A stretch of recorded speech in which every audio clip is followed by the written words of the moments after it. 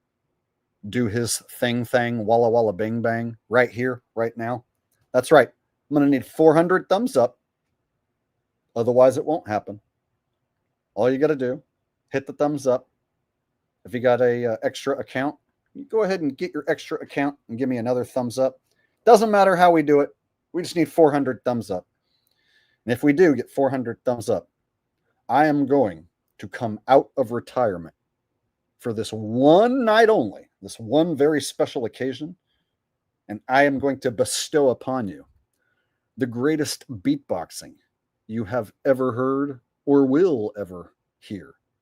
And that's a guaranteed fact. But it will only happen if I get 400 thumbs up. I see 335 thumbs up.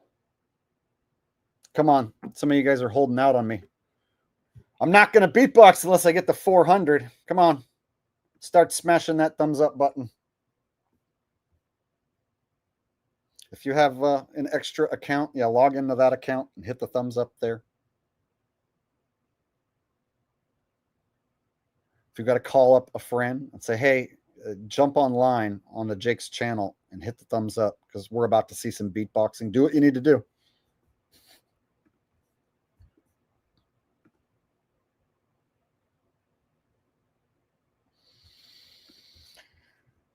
All right, since I've been streaming for 3 hours, we might not make it to the 400 thumbs up.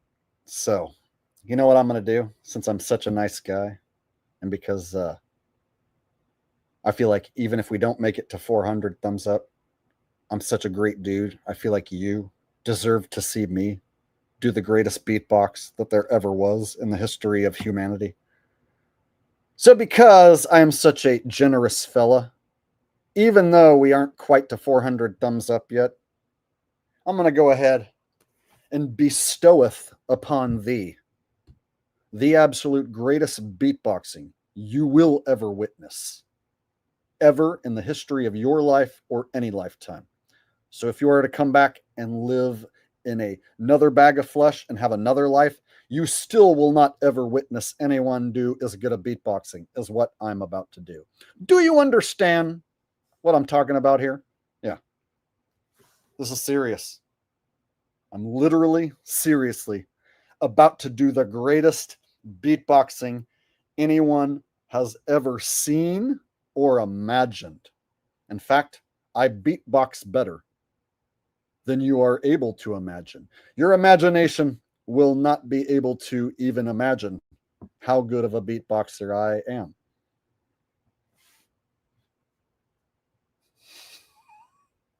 So, are you guys ready? I can't hear you.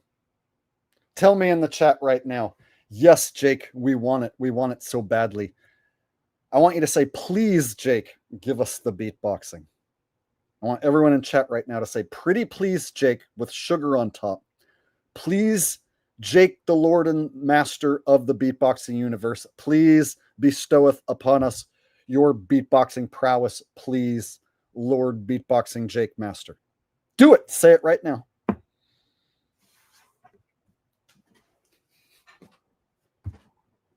All right. Once I see you have properly begged, then I will bestoweth upon thee. All right. Since Jonna was the one that sent the super chat, she's saying, please, Jake, give it to us. All right. Turn up your volume. Turn your volume to max. That's right. If you want this beatboxing to really blow your mind to the maximum potential of mind blowingness, turn up your volume to 100%. All right. Are you ready? Here we go.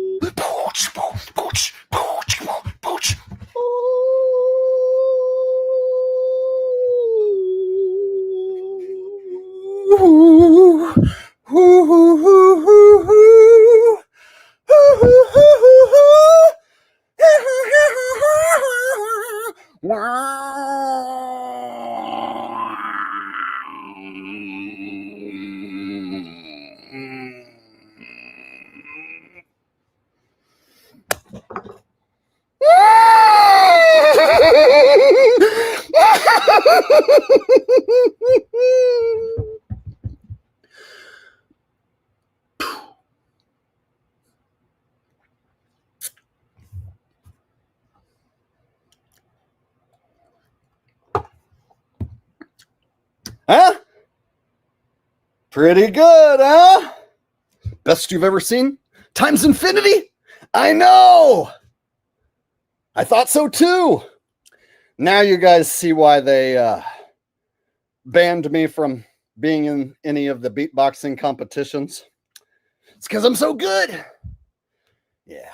See, now you guys understand why they won't allow me to compete anymore. Because there is no competition. Clearly the best. Right? Best you've ever seen? I know. Me too. There you go. There you go. There you go. And that is the beatbox joke. Yeah. Takes a lot of buildup to get to the point where I get to do all that stuff. But the payoff is that there's like a moment while I'm doing that where I'm totally free. Like I get to just make up whatever noises come to my head. So every time I do that bit, the beatboxing part is its own unique thing that just happens. And I swear there's like this few minutes where I'm just free. Just Jake being Jake, man.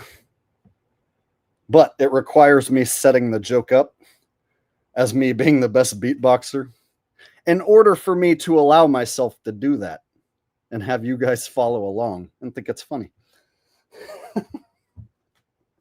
If I just start making those noises without setting up the beatbox part first, then I'm just a fucking weirdo making noises. But by claiming I'm the best beatboxer, it gives me this opportunity to explore being wacky and zany for a few minutes and truly let loose. So thank you, Jonah, for coming up with that idea. I haven't done that bit in, I don't know, a couple months, 3-4 months. Who knows? I can't even remember the last time I did it. So thank you, Jonah, for suggesting the beatbox joke. Whew, man, it got me kind of tired, I must say.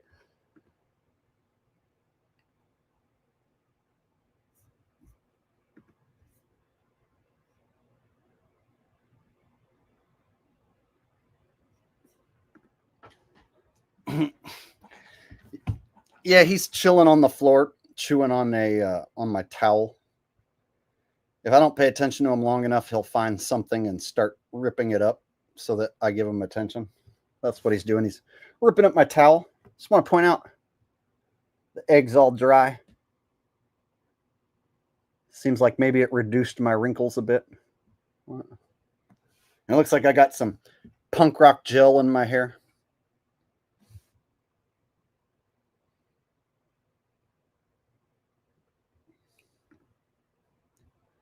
Hey, butthead, I heard if you like rub egg on your schlong, it makes it like bigger and stuff. Boing.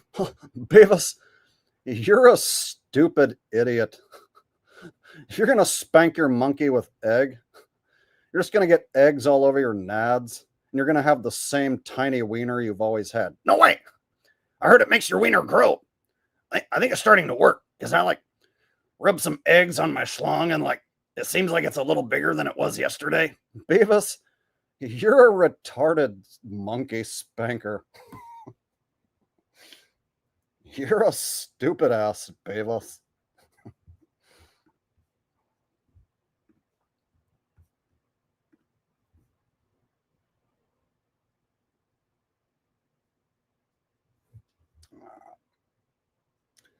All right, y'all. I've been on here for almost 3.5 hours, and I am getting a bit tired.